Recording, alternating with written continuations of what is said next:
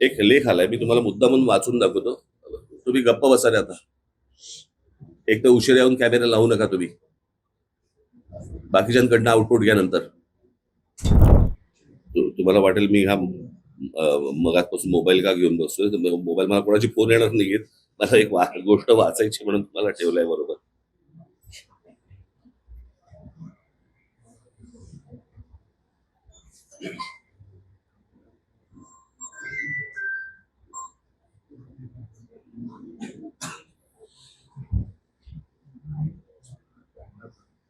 हा, ते तुला पाठवलं होतं ना काय? हा हा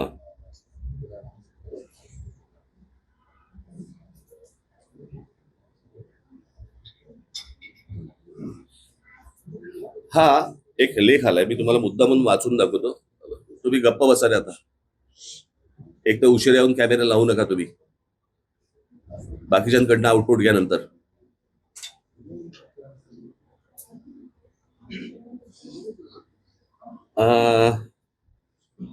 टाइम्स ऑफ इंडियामध्ये आलेला हा लेख आहे. मी मुद्दा म्हणून तुम्हाला वाचून दाखवतोय. हा पल्लवी अय्यर या पत्रकारांनी हा लेख लिहिलेला आहे त्याच्यामध्ये. आणि त्यांनी चीन आणि भारत अशी एक कंपॅरिझन त्यांनी केलेली आहे.